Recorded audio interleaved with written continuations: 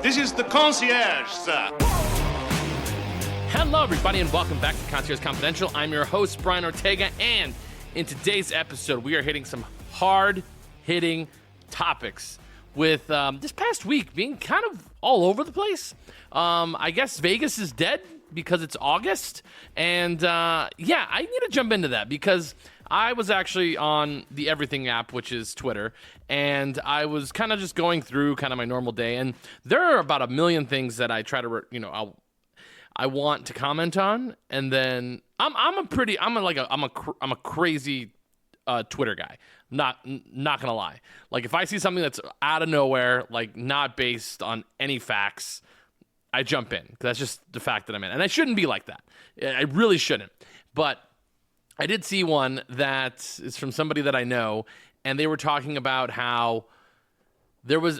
We'll get into it, but we're going to be talking about why the whole freak out of Vegas losing money during this time of the year is way overreaction. And a couple hotels have restaurants closing inside of them. A couple other restaurants that are standalone restaurants are closing as well. And people are sort of like looking towards the economy. And is that why people aren't coming to Vegas anymore?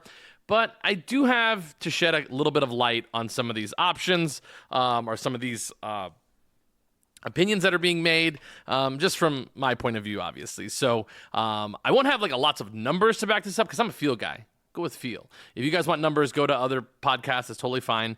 But these are my thoughts on some of these restaurants closing, why August is one of the lightest months of the year, and a little bit of review over the weekend where my uncle visited Las Vegas. So we'll be jumping into all of that coming up next. Okay, everybody, so thank you so much for tuning back into Concierge Confidential.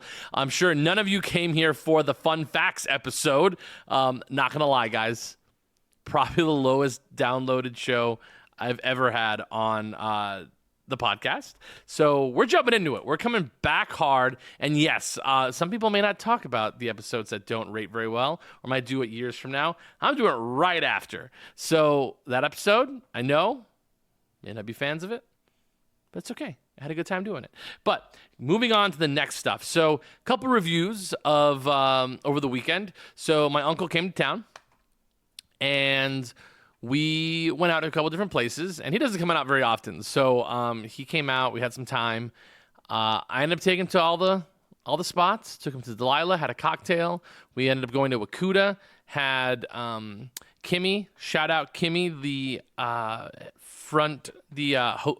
head hostess, if you will, who hooked it up, and then also Chris, the bartender, who had that wonderful Kingston Swizzle, which is the cocktail that you guys saw on the Instagram page, Concierge Confidential _LV, which was quite delicious. Really loved it. And after that, the next day, we went to Lucille's Barbecue, which is quite delicious. Love Lucille's for barbecue. I know it's a chain. I loved it. And then we went to Fremont Street because he wanted to go to Fremont Street. And Fremont Street was and this is the thing, is everyone kind of, jumps on and says, why don't I go to Fremont Street more often? Fremont Street has cheaper stuff. Is it cheaper, though?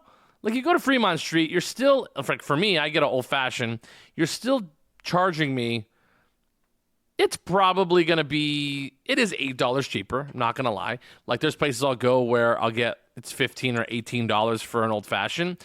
We're on the Strip, they're usually like, $23, $24, sometimes $25, sometimes more. And I get it. It's cheaper, for sure. But then, like, when you're on Fremont Street, you have to worry about getting stabbed everywhere you go once you get onto the street itself. If I ever go to Fremont Street, I go into one hotel, have my cocktails, and I get back into the garage. I do not walk on Fremont for this specific reason, is that, one, it was Saturday, totally get it. And when I went out, you have to go through the metal detector for safety, obviously. And then once you get out there, you're just like, back to back with people. You can't really walk. It's hot. It's really, really loud, which that's the point. I get it. And again, I might just sound like an old curmudgeon about Fremont Street, but it's just not my thing. Like, it's okay. You get to a point in your life where, like, you find out, like, things are your thing and things are not. And I'm glad that people like going out there. People go all the time for free concerts, which is really fantastic, which there was a free concert down there. But it's not me. So I apologize for anybody who comes to the podcast to learn more about stuff on Fremont Street. I don't go. every once in a while I'll try it out. It's just not my bag, man. Find your thing in Las Vegas and you do it, baby. It is what it is. But even he, like, after I think kind of going to all like the nice places, like, because we went to Delilah, then we walked over to Palazzo, where we went into Akuta, we walked through the Venetian, then back to the Wynn, where we sat in one of the center bars, which used to be I think it's called the Overlook Bar now, and just were able to watch pretty people walk by, have a cocktail, chill out, relax, didn't feel rushed, and then we went home, man, and it was great, Fremont Street, it wasn't. So, I don't know. Those of you who like it, go do it. So anyways, moving past that. So moving into a tweet that I saw the other day that I commented on, and it was, I do want to actually grab the tweet because it's, I think, kind of important. Not important, but it's important for our particular pod today. So this came from somebody who was tweeting a Caesar's Palace advertisement for Hell's Kitchen. For those of you aware, Hell's Kitchen is probably one of the top 2 hardest reservations to get in Las Vegas. I would say top 3 because you can kind of rotate them all around, which I think I've done episodes on this, like hardest places to get a reservation. But currently, the top 3 hardest places to get a reservation right now would be Golden Steer. It's pretty tough. Carbone Riviera, also very, very tough right now. Hell's Kitchen. Very, very difficult. So those are the kind of the top 3. And in this Hell's Kitchen ad, it says, no reservations, no problem. Hell's Kitchen is now accepting walk-ins daily from 11 a.m. to 4 p.m. That is not like earth-shattering news, to be completely honest with you. I mean, for some people it is. Like, you walking in at that time, it's lunchtime, basically. But that is for a restaurant that whenever we looked for reservations for Hell's Kitchen, you only ever saw reservations for 4:15. That was really the only time it was like 4:15, 4:30. Those are the times you can make a reservation for. So it's basically saying you can walk in for lunchtime. That's really all it's saying. This doesn't mean that they're going under. This just means is that they now have a little bit more flexibility to accept people at lunchtime. So it's not like earth-shattering stuff. It's just like, oh, like they're open for lunch and you can walk in. Well, this person goes, I feel for Vegas. I really do. August has been brutal. The city needs to rethink its marketing, pricing, and experiences for guests. Old Vegas is needed ASAP. Comps, cheap meals, good steaks at the tables. Private equity has ruined the experience. So then, I did fire back on this one, where I would say, what are you even talking about in regards to this ad? Because that's what he was responding to.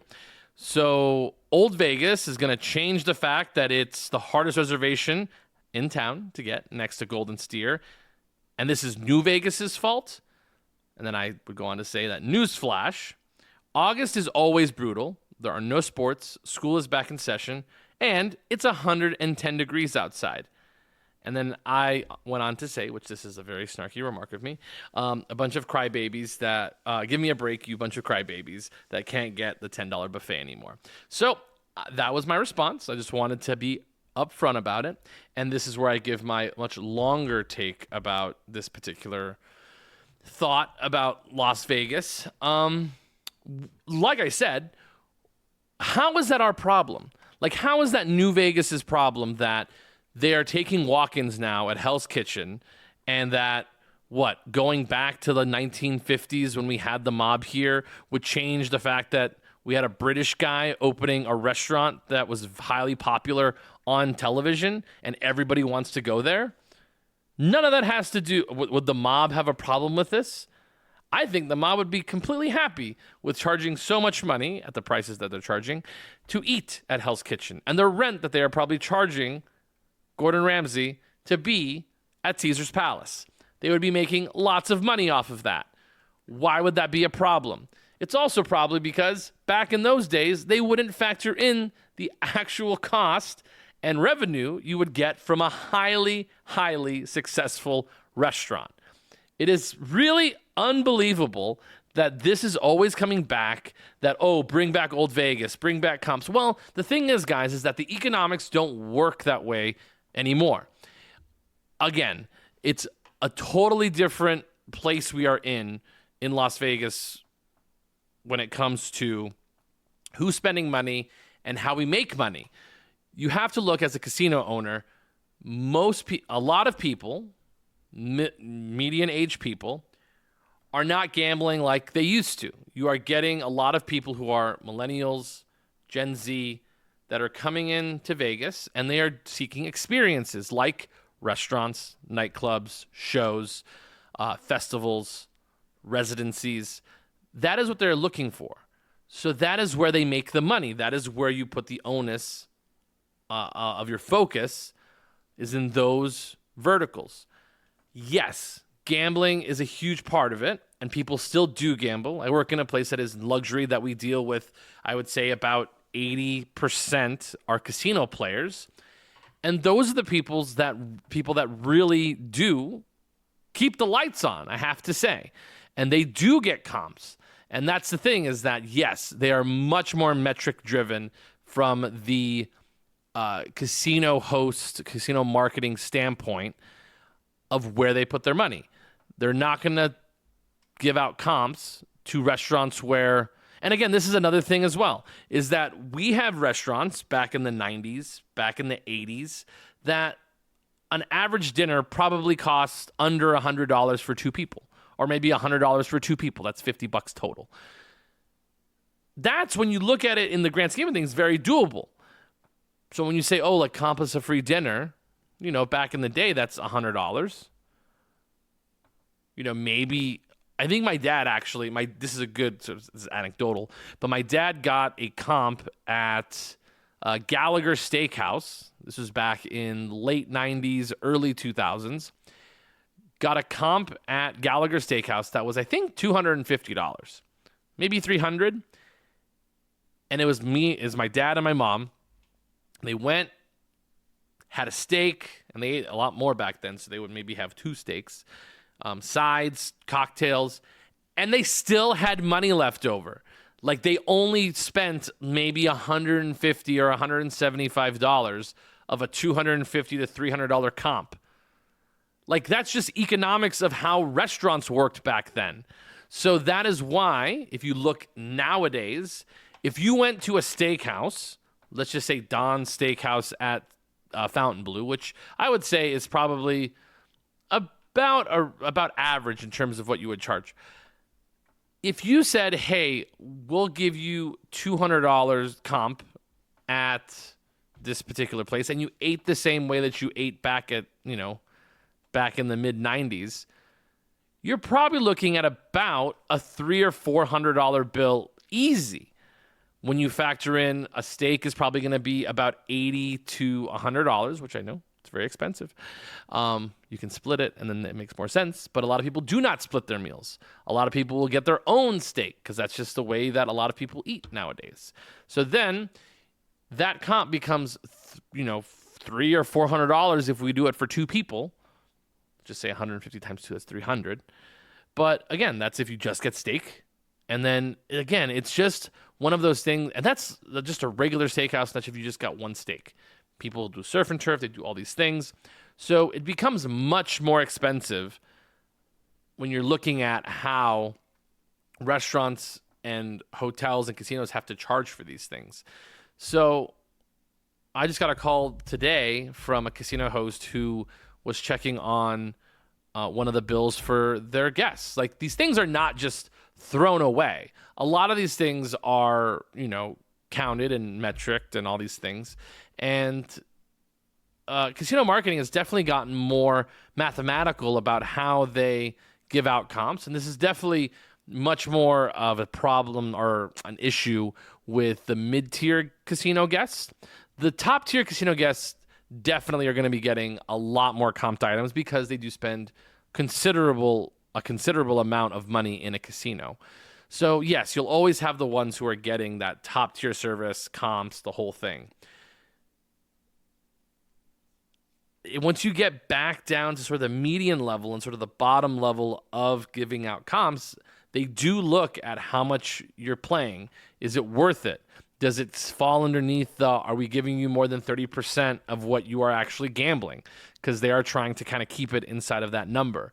So they don't want to give everything away. So it definitely comes down to how how the casino marketing game has changed since back in the the kind of the heyday of like the mid 90s, where you got a lot of these free things. Everything is accounted for, which a lot of people will point back to, well, they're just accountants running casinos. I do understand that. There are a lot of casinos in Vegas and hotel companies in general, that are run by people who are career CEOs. And I do think that is very much a problem. I think we have to get back to the days where, and it's hard, people who run hotels have worked in a hotel or really focus on the hotel experience in the hotel industry. People like Jay Sarno, Steve Wynn, these type of people who understand that a hotel is more than just, spreadsheets, that it is an experience for sure. So I do understand where people are coming from on that point of view. So I know that was a lot just based on like comps and why things aren't free everywhere. It's just because the economics of running a hotel is much more complex than what people think it was back when you would just come and get a $10 buffet and then you're good to go and bye-bye. It's not one-to-one is what I'm saying. Is that economics have changed inside of casinos. Things have gotten more expensive to run, so that's why casinos are more expensive to stay in, and so on, and so on, and so forth. So the other thing was that why is August dead? August is always dead. That is like a historic fact for Las Vegas. And once you get past July, that is when it's really when tourism goes down for Las Vegas specifically, is really like the middle of March after 4th of July. The middle of July, after the 4th of July. So middle of July through August up until about the beginning of football season. So August historically is always a dead month for the reasons that I outlined earlier, being that people go back to school. So maybe kids, college kids go back to school, but even people who have kids, it does affect them because you want to be there for the first day of school for your kids. You're not going to be out in Las Vegas. So that's typically what happens. So that part of sort of the population will not travel during that time. Also, there are no major sports or sporting events going on in August. You basically just have baseball, which my mom went to a baseball game on Sunday and said, this is so boring, and they left in the 4th inning because, again, it's the middle of baseball season. We're not in the playoffs yet. There's no basketball. NFL has preseason, not really a thing that people fly out to Vegas for. There's no basketball, there's no hockey, no major sports. We had the World Cup, in June and July. So again, it's super dead here regardless. So I don't know what this whole thing about August is. Call me in September and August when football has started, when everybody's coming to Vegas to do those things, when we have big fights, big Mexican Independence Day weekend. It's going to be massive. So November obviously has F1. December we have the NFR. So really you're cherry picking August as your choice. Also, nobody has conventions during that time either. And then the heat, just the plain weather. Nobody wants to be in Vegas in August. My uncle was here. It's actually kind of a funny thing that we're talking about. My uncle was here. He went to a thing from 12 to 4 and then came back and just hung out in my apartment between 4 and 6 because it's so hot outside. You don't even want to be at the pool at that point because that's where the sun is positioned. So there are so many things that nobody wants to be here in August. That's probably why the rates are so cheap at those times. So it's crazy. And then obviously we know how the price for table games are.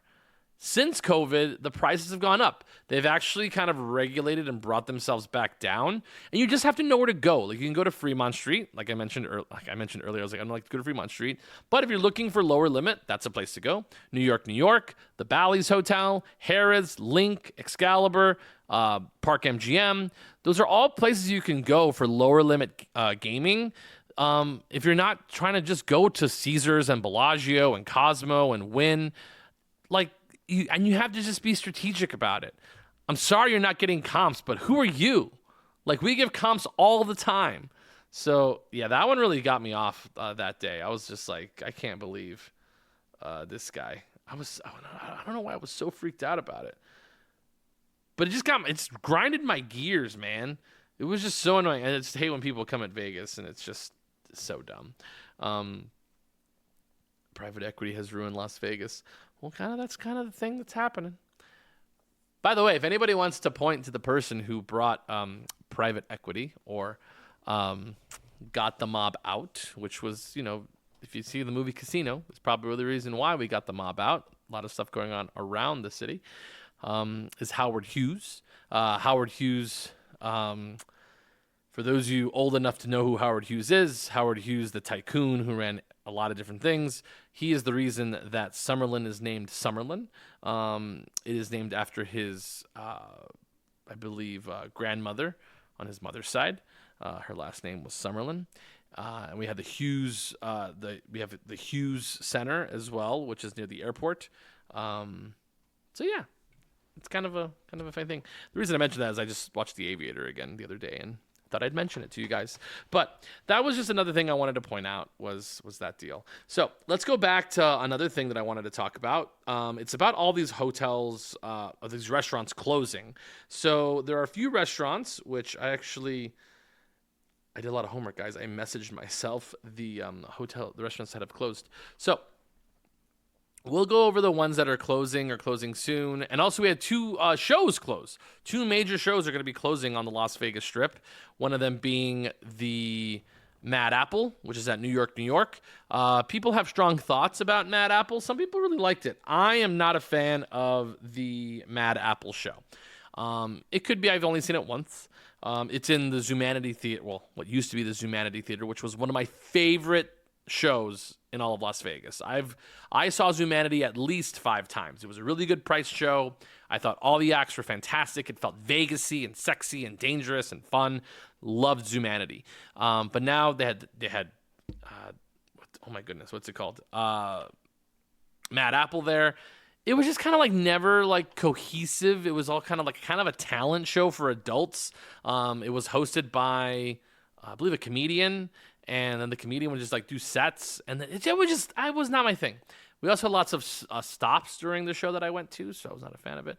So I'm not really like sad that like it's not there anymore. I'm sad that people lose jobs. Whenever I talk about these things, by the way, when I'm like, oh, I'm glad it's gone, it's more so like the show concept. I really do like want people who are performing in those shows to find other jobs or employment elsewhere doing what they want to do, which are like those, acrobatics and dancing acts, which I hope they can find some. So that's number one. Also, another show is closing is Awakening, which was at the Wynn Hotel.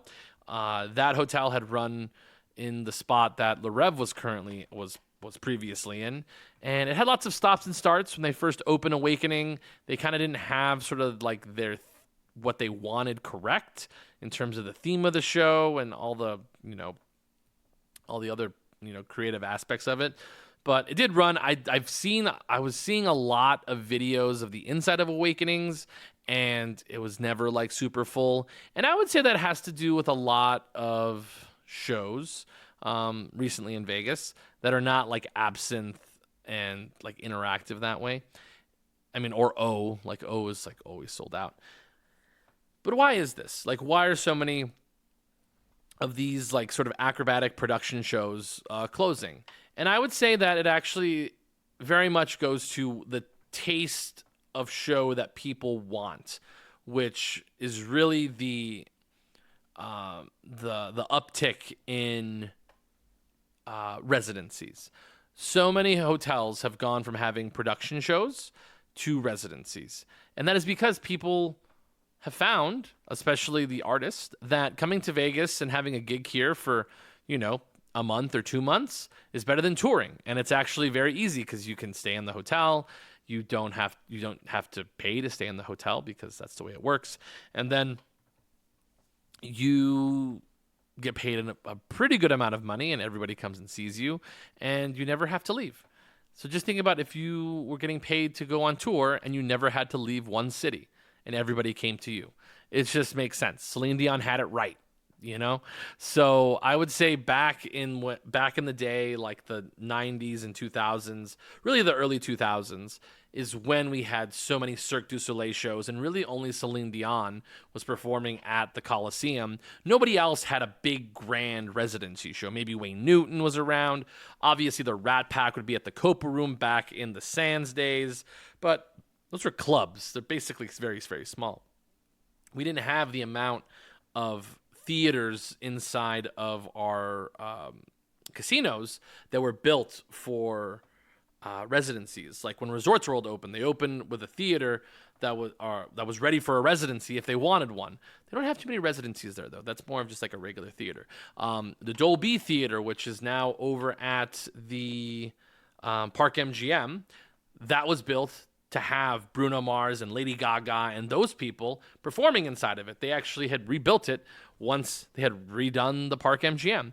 Same thing with the Fontainebleau. They had that. So a lot of these places will open with a specific location for a residency. So I do think that the closing of these two shows is because of the advent of more residency shows, and that's what people would want to go see. And of course, you can't, it's no small feat that the Sphere is the biggest residency in the world, with the Backstreet Boys performing there.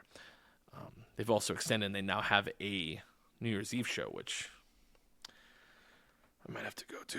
Anyways, that's another one. Is just people who want to go see the Sphere. That's just the deal. So that's for the shows. The restaurants, because the restaurants are important. So let's kind of just run through these. We'll stop at the ones that are interesting. But MGM Grand Buffet, that closed. Nelly's Southern Kitchen at MGM Grand also closed. Those two places, whatever. Heart Attack Grill, that's fine. It can go. El Dorado Cantina in Tivoli Village, that's nowhere near Las Vegas Strip. It was a really sexy, fun place to go. I went there like once on a date. It was actually pretty cool. High Lounge T-Mobile Arena, that doesn't count. Grotto's Restaurant. Grotto's, honestly, it was on its way out anyways, just because it was moved several times. So Grotto really kind of had to go. Also, let's see here. Jardin, which is at the Wynn, I think they're just rebranding, and they want to do, not rebranding, but they're just going to do a different concept. It was really just very popular for brunch, never really for dinner. Also, LPM at the Cosmopolitan. LPM really opened during the time of all the Mediterranean restaurants opening, or French Mediterranean restaurants opening, and you kind of just got lost in the shuffle, so LPM is not there. It's also very close to RPM, which is the Italian restaurant, which is at Caesars, and that they didn't win. Blue Ribbon American Grill at the Cosmopolitan, that one was announced a while back. That one's obviously closed. As we kind of go down... I'm kind of just reading these kind of as we're going. I think, is that all of our interesting ones? The Disco Show at the Link, that place closed. And see, this is the thing. You guys gotta check these things out. This is Paradiso at the Bellagio. Paradiso is a store that nobody ever went to. It was like an emergency, like I forgot my bikini. So these other ones that are closing are much, much bigger deal. Well, actually just two. So one of them being Crush American. That place had been there for quite a while at MGM Grand. They're closing it because it's kind of outdated and needs an update, to be honest, and they need a new concept there. But the big one is Le Cirque, which Le Cirque was one of our Michelin star restaurants at the Bellagio. And they always said you were kind of in a jewelry box when you walked inside of Le Cirque. Never eaten at Le Cirque. I was thinking about trying. I thought about going, I really thought about going just to say I ate at Le Cirque, before it closed. The tasting menu was, it's like 8 or 10 courses, and it's like it's like $400. So did not end up doing that, but it's one of, and people like are trying to point like, is it this big money not want to go to Le Cirque anymore? I think what happened is that COVID happened, and Le Cirque never really kind of got going back up to speed. And it's expensive. Again, it's $450, and it's in prime real estate. It's in one of the best locations on Las Vegas Boulevard, and that is the Bellagio fountains. So they didn't have enough volume, I don't think. And if you notice, a lot of restaurants that sit on the Bellagio lake are very high volume restaurants. We're looking at places like Mayfair Supper Club, Jasmine, which I love Jasmine. They also have Spago, high volume, Prime Steakhouse, high volume steakhouse, Carbone Riviera, it's just like a million people.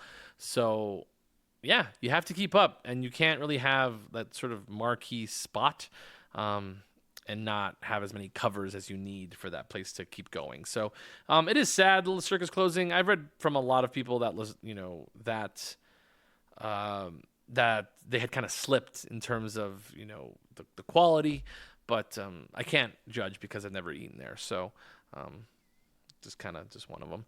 But sad to see Le Cirque go. But on that note, before we go and get out of here, Michelin will be giving out their stars for the Southwest region on Wednesday, August 26th. So I'm actually, they're having the Michelin ceremony at Fontainebleau. So we're very, very excited about that. We're all I kind of like floated this idea. I was like, I wonder if they're, and again, this is not have any inside information, but it would be funny if they handed out Michelin stars for Las Vegas and the Southwest and didn't give one to one of their the only Michelin hotel in Las Vegas, which again, it's just kind of like a way that they judge. But I think that would be.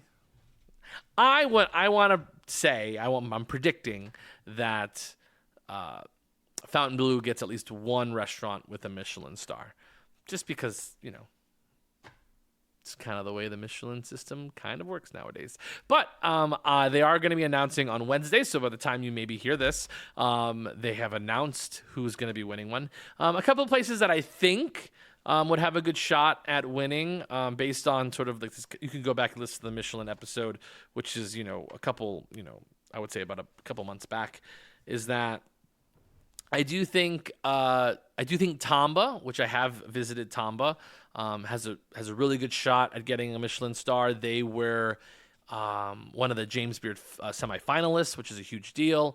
I do think that a couple of places like Wing Lee, which is over at the Wynn, has a good shot of getting back a Michelin star, because they had Michelin stars and then they stopped doing them, which I think was the first Asian restaurant in Nevada to have one. Joe Robuchon obviously would be in the running to get a Michelin star. And then Guy Savoy is another one that's in the running. A couple of new places I think that might have a good shot at getting a Michelin star would be Partage, which is located in Chinatown, which does French cuisine, and they're very, very popular. So I think they have a really good shot of gaining a Michelin star. Sparrow and Wolf, which is a new American sort of eatery, has a good shot at getting a Michelin star. Esther's Kitchen, maybe. I don't think it's not my personal favorite, but it has gained a lot of public recognition. And when that happens, they like to kind of like reward like the local spot. But there will be a bunch of big names on the strip that will be looking to get one that have had one before. Like Wakuda had one a long time ago when they're in a different location. Gymkhana had one in London. That was always a big deal. And again, like, who knows if they'll get one again in Las Vegas. And then let's see, the Wynn. Well, the Wynn does have one of the best new chefs, which is at Casa Playa, but doesn't feel like a Michelin star restaurant. A restaurant that I think deserves one, and who knows, but I think Evan Funke, who's the chef and owner and restaurateur of Mother Wolf, has a relationship with Michelin in Los Angeles. I think Funky is his other pasta restaurant, or Italian restaurant in Beverly Hills. I think they have a Michelin star. So I don't know. Might be a good and Mother Wolf does like a lot of covers, and I think they're so delicious and fantastic. So I don't know. Mother Wolf seems like a really good shot at getting a Michelin star at Fountain Blue. So who knows? We're going to all find out on Wednesday, and then we'll come back maybe we'll come back later in the week. Maybe we'll start doing 2 episodes again, because I'm not going to lie, guys. I took a little bit of time off during September. I was kind of didn't know what to talk about, but now as we're kind of ramping up, more things are happening. I'm really excited to jump on and talk. So again, look out for those Michelin winners, because they're going to be coming out soon. So with that being said, thank you so much, everybody, for listening. Really appreciate it. Check us out on all of our socials. Concierge Confidential _LV on the gram. Brian at the Movies, if you guys like movie stuff, that's on the gram as well. That's my personal one, which you might see fun stuff there too. Or at Keys to Vegas on TikTok. So again, thank you so much, everybody, for listening. Really appreciate it. Have a good rest of your day. If you see me on town, come up and say hello. But remember, keep it confidential.